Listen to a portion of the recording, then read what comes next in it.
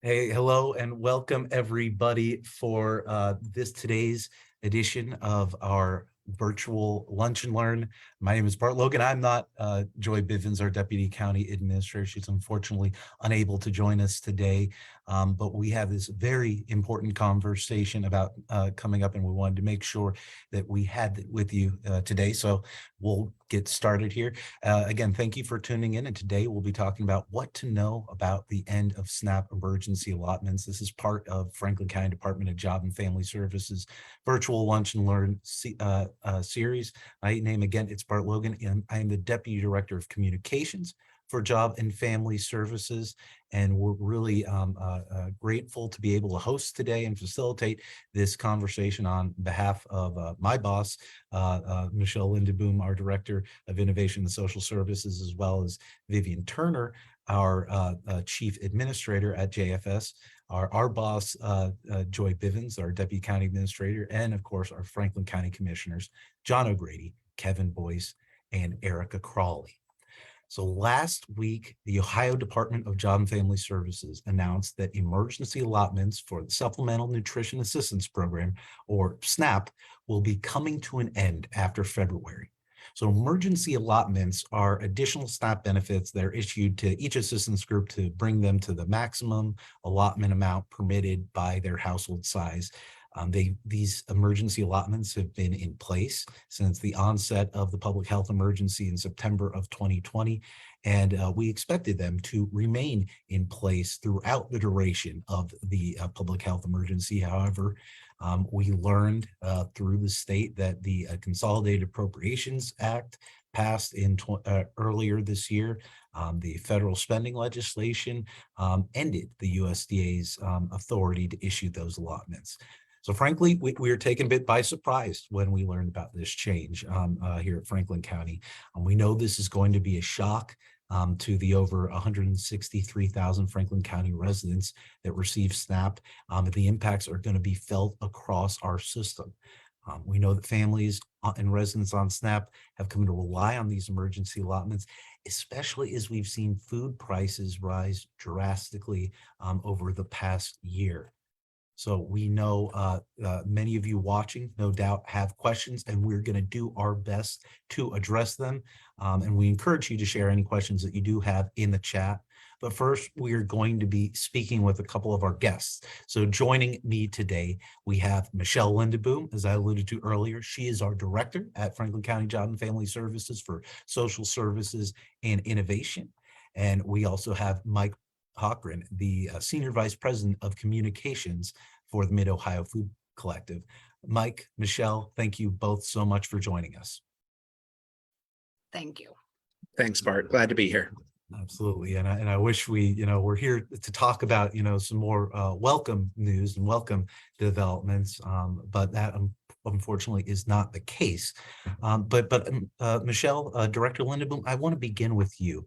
And I want to begin with a question just a little bit more broadly. What is so important about SNAP, the Supplemental Nutrition Assistance Program? Right. Well, thank you, Bart. As you mentioned, it is a supplemental nutrition program. So right now in Franklin County, we have around 163 residents currently receiving our SNAP assistance benefits, and the majority of our residents are the children, seniors, working, and disabled population. So there, are myths around those receiving SNAP, benefits. However, it is meant to supplement so residents can receive a nutritional meal. So we all know when we're hungry, our moods, tend to be a little different. We get hangry, just think about children. And so that is the majority of our residents on SNAP assistance. So when they will miss a meal, sometimes, they can act out in school and it can cause some long-term effects. So it's a very, very important program. It helps everyone's well-being, their behavior, their mental stability. So it is one of the largest programs that is very important. Thank you so much for that, Michelle. And so we touched on this a little bit earlier, but can you explain a bit more about what we're talking about when we're talking about these SNAP emergency allotments? Sure. So the emergency allotments are additional SNAP benefits that are issued to each assistance group to bring them up, as you stated before, to the maximum allotment permitted by the household size. Families who are already at the maximum amount receive an additional 95 per person in their household. The emergency allotments were established as part of the Families First Coronavirus Response Act, and Ohio families have been receiving them monthly since spring of 2020. Based on that original legislation, states were supposed to remain in effect throughout the duration of the federal public health emergency through 2023 at the earliest. So, families have relied on this since 2020. So that is a large amount of additional SNAP that families have been receiving during this time frame.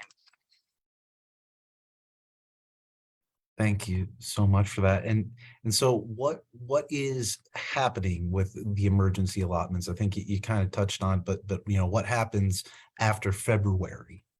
Right. So we were notified last week or earlier the following week that the federal spending bill, AKA the Consolidated Appropriations Act of 2023, ended USDA's authority to continue issuing the emergency allotments. And even though the public health emergency is ongoing, Ohio Department of Job and Family Services announced last week that February will be the final month SNAP recipients will receive the emergency allotments. In March, they will return to receiving only the standard allotment allowed based on their household size. So as I stated, we were just notified that February will be the last month for the emergency allotments. And I know we didn't kind of talk about this question earlier, but Michelle, they don't usually, the emergency allotments, they're issued at a separate time, correct? From when people receive their standard allotments for the month, on the 1st and 20th. Correct. So they will get a supplement. So they'll receive their normal amount, and then throughout the month or towards the end of the month, they will receive their supplemental amount deemed from different amounts of why they receive the normal SNAP allotment. So it comes in 2 different allotments throughout the month. Yeah, and then, for residents who got that, those allotments would be, uploaded directly to their card, just the same way that their normal benefits were. And usually, we'd try to, we would get notice from the state because the state had to apply for it each month. And they've done that throughout the pandemic. Those usually would be issued, later in the month, Later in around the the month. 24th, 25th, 26th. Correct. Mhm. So they would receive their normal amount on whatever their upload date is, and they would receive the supplement towards the end of the month. So in January, those allotments have not gone out yet for January, but they will be at the end of the month for January. And then the end of February will be the last. Yep. So, how much money are we talking about here, going away? Right. So, that is, in short, it depends on household size and their standard allotment amount. But there are families that will be missing out on hundreds of dollars each month. And it's families that are closest to the benefits cliff that will be hit hardest. And here's a couple examples. I know we use cliff all the time, but here's some examples. An individual at the highest income level to remain SNAP eligible will go from receiving $281 a month to $23 a month. So 281 down to 23. That's a tremendous reduction.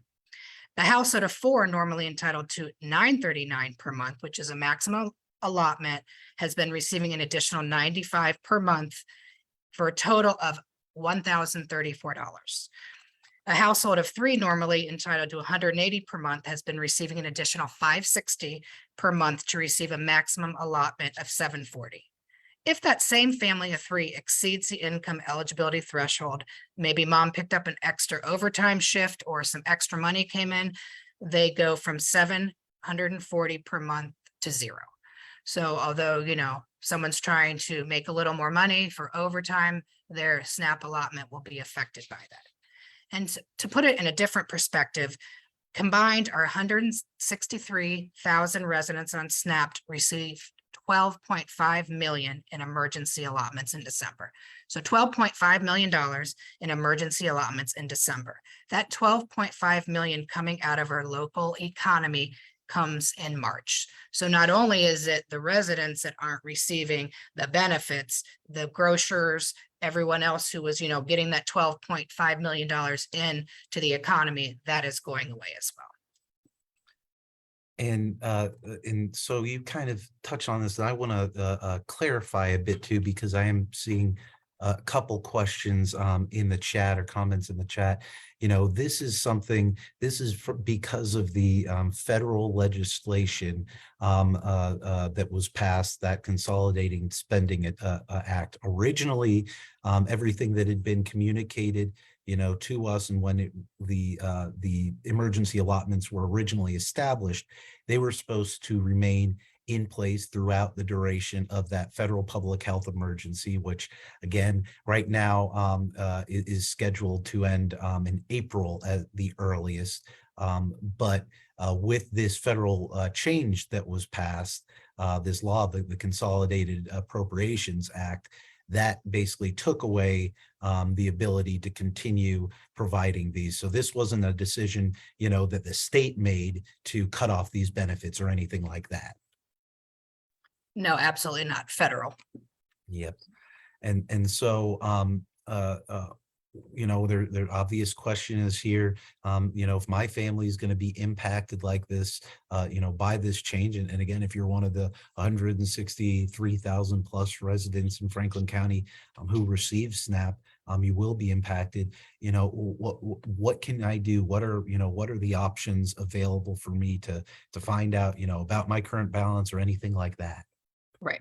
So as you stated, the Ohio Department of Job and Family Services has notified us, because it's a federal law change affecting a federal program, the residents will not have hearing rights to appeal the loss of the emergency allotments. However, households may still request a hearing on their normal SNAP allotment. So although it's a federal program, we are still realizing that these are the most vulnerable residents of Franklin County. So as a Job and Family Services and with our partners, we are concerned about this. So we're not, when people will call us, yes, it's a federal program, but we're also going to try to link people up to resources.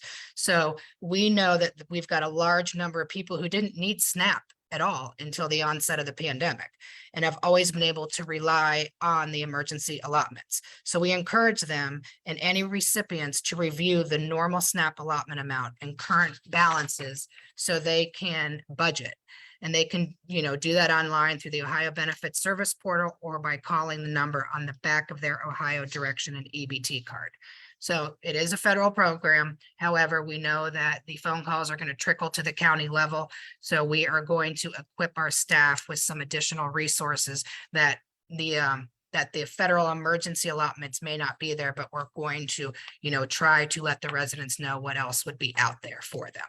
And as I stated, there are no quote hearings for the emergency allotments. They will still have hearing rights on their normal SNAP allotment benefit.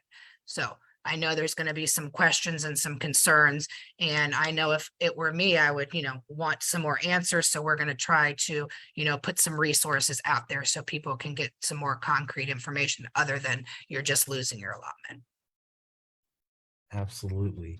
And you kind of touched on a little bit of that already, Michelle, but what is the state and what are we at Franklin County doing to try to kind of get the word out about these changes coming up? Right. So in our partnership with Ohio Department of Job and Family Services and the county, the state is notifying all impacted households by mail and when possible by phone and text. And I believe letters already went out. They've already gone out in some cases. They did them in batches of 1,000 or something like that. I'm not quite sure, but they did them in batches. And the state is also putting information about the emergency allotments on the Ohio Benefits Self-Service Portal. That's the online platform residents can use to apply for benefits and manage their cases. They're also putting information on their website and running information on the Ohio Benefits hotline when you call in. And Franklin County is looking to take that a step further. It is one of the reasons we're hosting this Lunch and Learn today. We'll be pushing out reminders on social media, and we're creating a page on our website, jfs.franklincountyohio.gov, that will serve as a hub for information about emergency allotments. We're also developing a toolkit with frequently asked questions and more that we'll be putting out and sharing with community partners, faith leaders, and more. We're also working with our partners like the Mid-Ohio Food Collective to help refer residents to additional options for nutritious foods and to help mitigate the loss of these benefits. And we want to make sure nobody is blindsided when this change goes into effect and the emergency allotments don't load in late March. Because we are, Job and Family Services, we care about the residents, we care about what this is going to impact them. So we are trying to be as proactive as we possibly can through this. This is going to be a huge transition, and we're in this with you. So basically, we are going to put resources where we can help the residents who are affected by the loss of their emergency allotments. Absolutely. And you mentioned the Mid-Ohio Food Collective, and I think this is a great time to bring in Mike Hochron, their Senior Vice President of Communications. Mike, thank you so much for joining us today. So I want you, can you quick, tell us a bit about yourself and your work here with the Mid-Ohio Food Collective? Sure. Thank you so much, Bart and Michelle, Director Lindeboom. Glad to be a part of this conversation today. Though we know it's a difficult topic that's going to impact our community in a bunch of ways. Important to do everything we can to raise awareness and attention about where we are and what's going to happen. So Mid-Ohio Food Collective, we're the backbone hunger relief organization for 20 counties in central and eastern Ohio, but headquartered right here in Franklin County. And we work with an incredible network of organizations and agency partners to be there for community with fresh, nutritious food when life happens, when paycheck runs short, when there's a flat tire, when something occurs and a family just needs a little bit of help, whether one time or many times, to make sure that they've got fresh, healthy food on the table. That's what we're here for. And we are grateful to get to do this work with incredible partners like the county. And it just so happens that our work is more needed and more important than ever. And I'll talk a little bit later about some of the impacts we've seen during the pandemic and the way that that's driven more people than ever to need our services. But I think the first thing I just want to say is we know this change is going to impact so many of our neighbors. And Michelle, you mentioned the 163,000 of our neighbors who currently receive SNAP. And across Franklin County, we served a multiple of that at least once across our community last year, almost 3 in 10 of our neighbors in Franklin County. And so we know that on top of a whole lot of people that were already working really hard, just get food on the table, this is going to be another challenge on top of that. And the first thing we want to say is that we're excited to be working with the county and other partners to make sure we're there to fight against hunger in our community. And you talk about hunger in our community, and I want you to help us talk a little bit and paint a better picture about the families and residents that you and your network serve. Because I think that there's a perception about what food insecure families and residents look like, and I think the reality is very different. Right. Thanks, Bart. That's absolutely right. The reality is whatever your picture in your mind that you have of somebody who's dealing with food insecurity, that is a incomplete picture at best. The first thing we know is that there's hunger that exists in every neighborhood, in every community. So we have agency partners and customers that come from every corner of Franklin County, from the inner city and nearby to the outer suburbs, up in Dublin and New Albany, up into Delaware County. Anywhere you go across Ohio, there are people who are who find themselves struggling to make ends meet for any number of reasons. And so that's families with young kids, it's seniors on a fixed income who worked a long and productive career, but are finding the increased costs are catching up with them. It's people with disabilities, and it's a whole lot of working families, a whole lot of them. One of the biggest surprises we had over the past year, even though the pandemic was kind of ending, right, is we are seeing not only more people than ever coming to look for help from the Food Collective and our agency partners, but we've seen so many new people. So last year we had just shy of 200,000 people across our 20 counties that came for help for the very first time. So these are folks, so many of whom are working 1, 2, 3 jobs, who found the rising costs of groceries and gas and housing and childcare and those pressures all of us feel every single day on our budgets.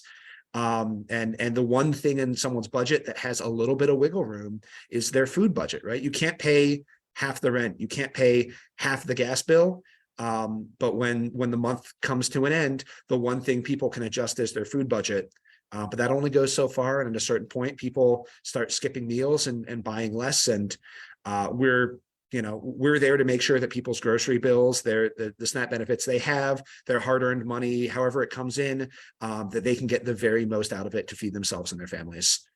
So whatever you think hunger looks like, that's a small piece of it. And the reality is all across Franklin County, across every community and every neighborhood, there's someone who lives next door. There's someone in your kid's classroom. There's somebody you go to church with who's struggling and we don't even know it. And it's not our place to judge. It's just our place to be there to help people. Absolutely. And Mike, you touched on it a little bit earlier about, that impact and growth that you've seen in need since the pandemic, and even as the, pandemic is over, which again, we know that's not the case. But just how exactly has this pandemic impacted and stretched Mid-Ohio Food Bank or increased the need? And what does the loss of these emergency allotments, how does that change things as well? Sure.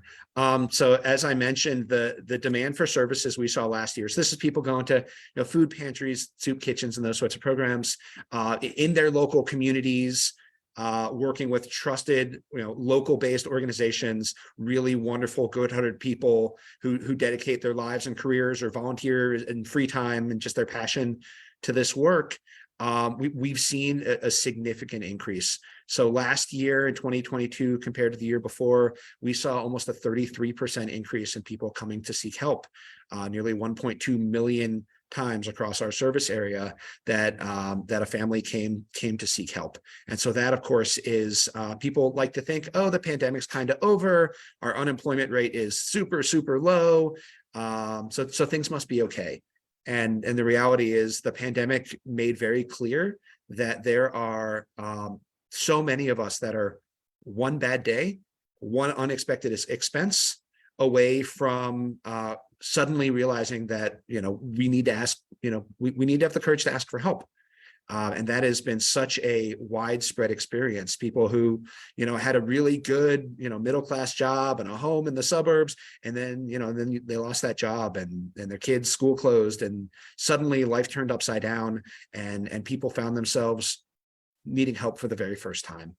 But what happened this past year is that we all experienced these rising costs, and for so many folks who are just working really hard and just making it every month with all of these, pandemic programs in place, including these SNAP emergency allotments, that was maybe enough to get them over each month. And then you have one expected doctor bill, one flat tire, you get sick one day and call off of work, and suddenly, suddenly the numbers don't work at the end of the month. And so we saw a whole lot of people who found themselves food insecure for the first time. And we're so grateful to be in a position to make sure those families are still able to access good, fresh, nutritious food. And so that those numbers have been rising over the course of the last year.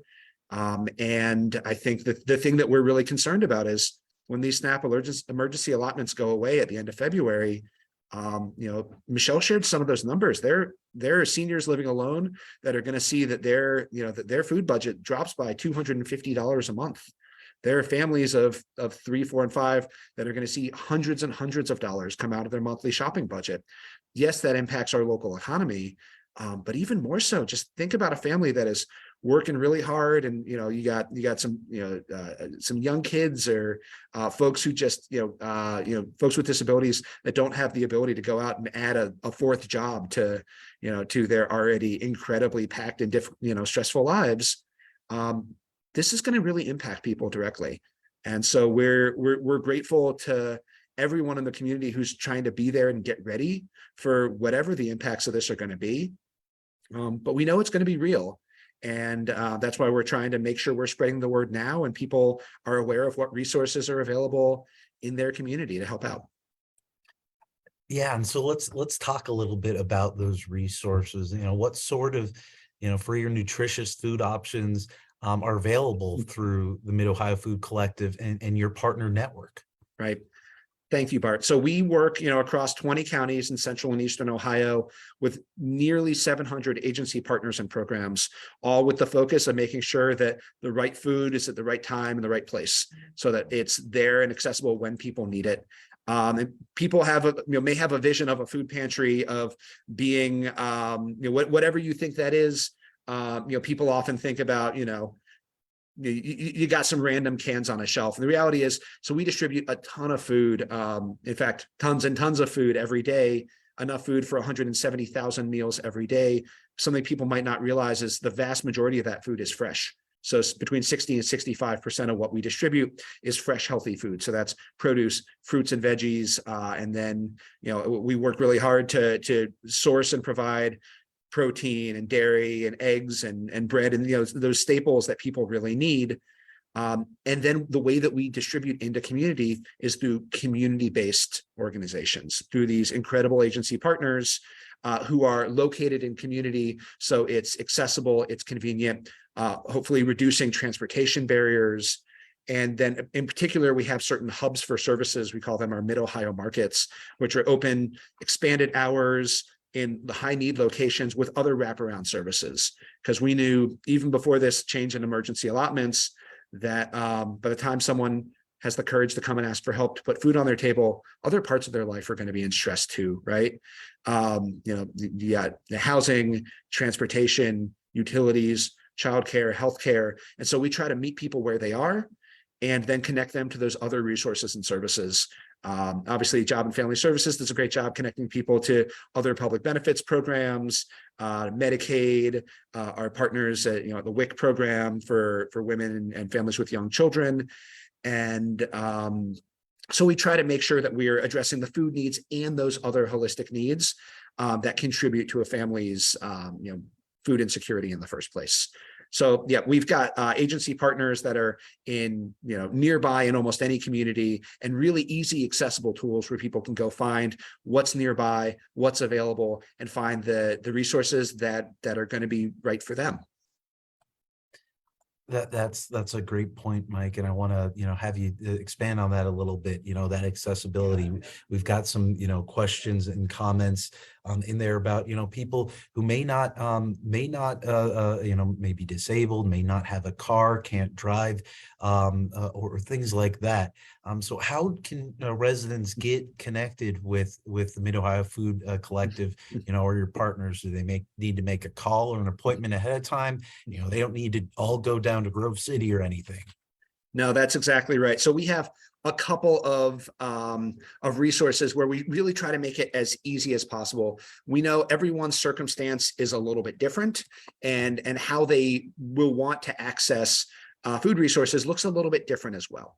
And so for some people, they want to go to, they need help right here and right now. A great way to access that, and Bart, maybe we can get some of these resources posted into the comments, is Fresh Track. At freshtrack.com is a free online search engine of food pantries and community meal sites that list results by zip code. We help Mid-Ohio Food Collective help develop this, and now it's used across a good bit nationally across the Feeding America network. This interface is available in several languages, including but not limited to English, Spanish, Somali, Nepali, Arabic, and others. And folks can go to freshtrack.com. That's TRAK, freshtrack.com, enter your zip code, and right away find food pickup or meal options near you. And so if you're curious what's nearby, what's open today, right now, where can you go for help immediately, that's a great way to do it. The other resource I direct people to, so Mid-Ohio Food Collective, MOFC, our website is mofc.org. And we have a page on there you can click on, says Get Help, or you can go to mofc.org/get-help, where we provide information about, yes, the hundreds of agency partners that people can go to regardless of where they live, but also information about local pantries, learn more about SNAP, WIC, and other nutrition supports, and also find some links to other wellness programs across Central Ohio. And so that's a little bit more of a landing page. You can use that to get to Fresh Track, but also to connect to some other resources, because as we said, we know that food is just one part of the picture of hunger. And at its root, food insecurity is not really about food. It's about access to all of the resources that people need to be healthy and to thrive. And so those are probably two resources that we'd really encourage people to go to. I'm sure that Michelle mentioned that, you know, on social media and the info hub online, as well as the toolkit with FAQ and other resources. I'm sure that our Get Help page and then Fresh Track will be two resources on there that we can use to help make sure that people in our community can get the right help that they need at the right time for them. Absolutely. Those certainly will be. And we've got shared information about those in the chat. But yeah, I do want to do a little plug. We will really encourage people to continue visiting our website, jfs.franklincounty.ohio.gov, as we are going to start putting together, working to put together that kind of hub for resources, you know, including Fresh Track and the Mid-Ohio Food Collective, as well as other information around these SNAP emergency allotments and the loss of those, which will begin in March. Another question just for you, Mike, you know, what more should residents know about kind of the resources available from the Mid-Ohio Food Collective or your partners? Thanks, Bart. So, you know, the first thing is that because our organization, our network is community-based and based on around all of these agency partners, that these are folks who are from your community, that are in your community, that, you know, understand community needs and really hopefully reflect the communities that they serve. For instance, one of our markets on the Far East Side in the Reynoldsburg area, you know, serves a really big share of our New American community, or folks, the Bhutanese Nepali community on the Far East Side. And that often the food that they're able to provide is really culturally resonant, culturally responsive food. So whenever, for instance, we get a big supply of lentils, that's a big staple food in that culture, and that'll go over there.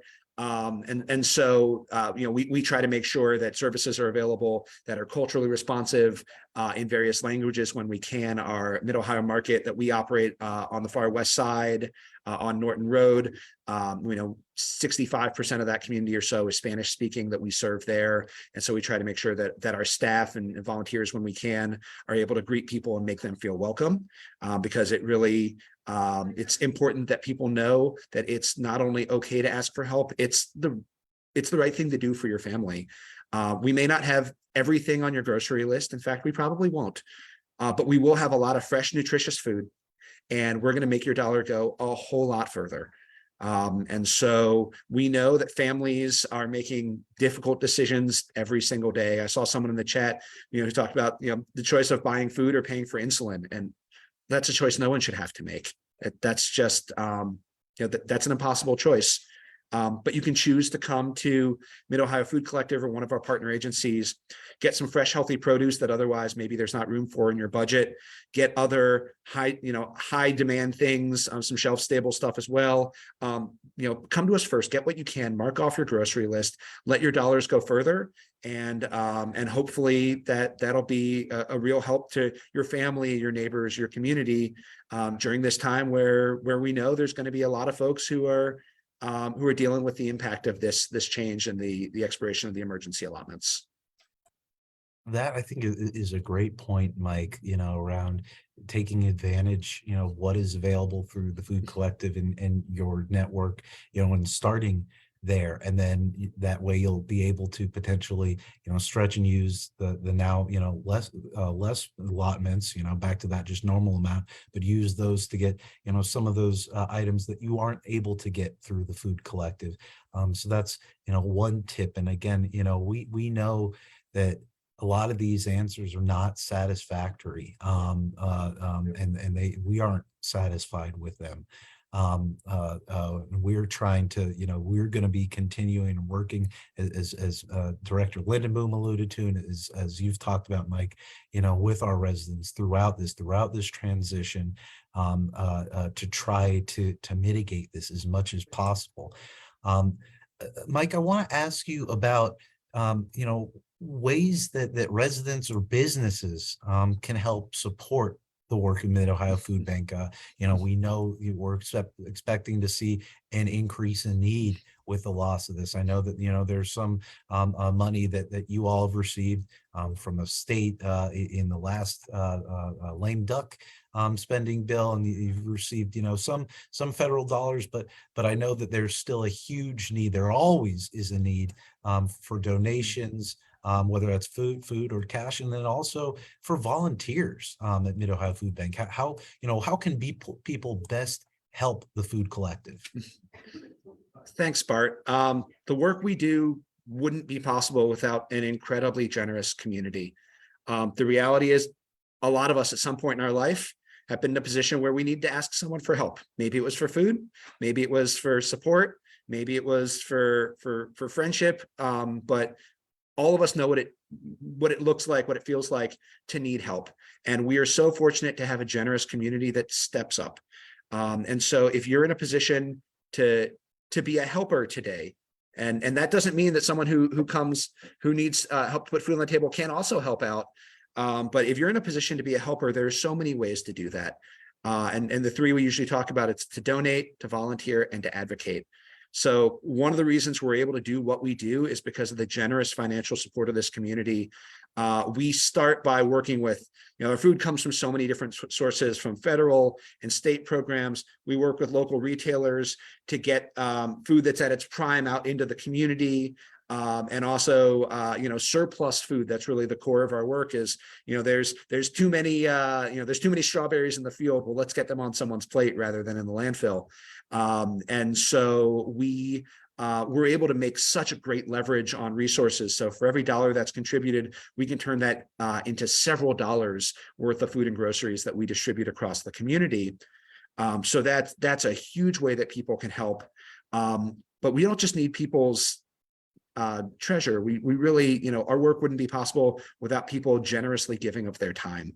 So every week, in order to really meet the needs of our community, and we know those needs are going to go up in a few months, we have the privilege of asking for people to show up almost 1,000 times. We need nearly 1,000 volunteers each week to fully deliver on our mission. And we try to make it really easy. That can happen in Grove City, but really across our network, where you can be, helping in the warehouse to sort food that's coming in, but you can also be at our on-site pantry helping serve people, driving up, each day, or in one of our Mid-Ohio markets. And then at other times of the year, there's the kitchen helping prepare fresh meals for early childhood and after school programs, and just so many different ways for people to be involved. And again, if you go to our website, mofc.org, there's a link right at the top to, on how to volunteer. We try to make it really easy. But it's a great way to give back to your community. I know that at this time of year, people are still thinking about bettering themselves. And so, on those New Year's resolutions we're trying to hold on to. And if one of your resolutions is to be there for your community or try to be a better person and live through your values, this is just such a great way to be a part of that work, to be a part of helping us make sure that our neighbors have the help they need. And oh, by the way, whatever your vision of what hunger looks like, is a great way to learn more about what your community really is, and what it means to be there for your neighbors. So those are really the two ways I'd like to call out the most.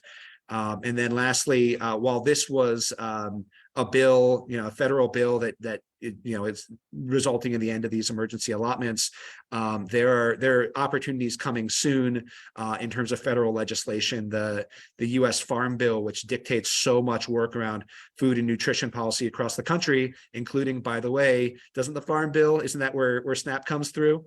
Precisely. Yep. Right. So that's renewed every 5 years, and 2023 is the year for the Farm Bill.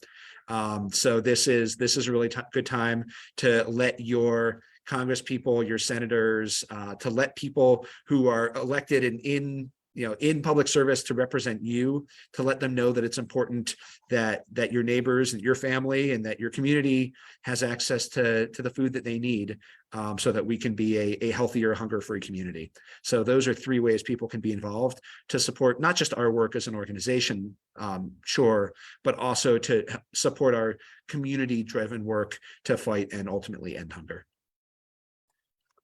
Appreciate that so much, Mike. And I'm looking through, I know we've had a lot of, interactions, and just looking through, around some of the questions that we have gotten throughout the chat. Really appreciate everyone who's joined us.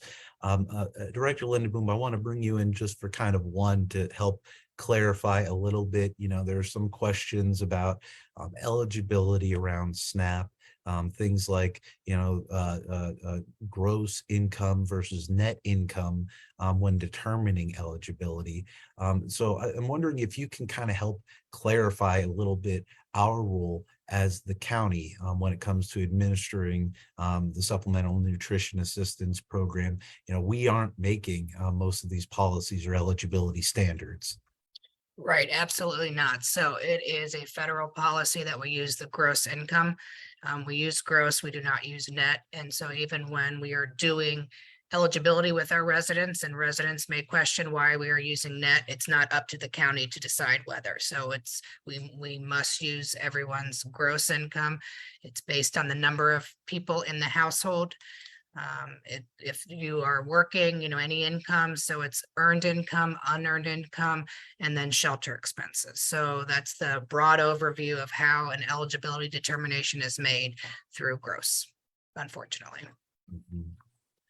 And again, where can residents go? We talked about it a little bit earlier, but in case they're joining us again now, if they want to, especially for those that have come on to our food assistance roles since the onset of the pandemic, who've never kind of known a time before or when these emergency allotments for SNAP weren't available.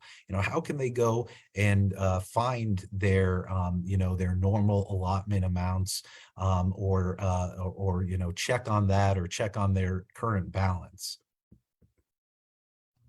Sorry, they would need to register on the online portal. So the Ohio Benefits portal, and with their login information, it'll give a detailed history of the amount that they received prior to the pandemic, and then what the amount was during the pandemic. They can check their case status.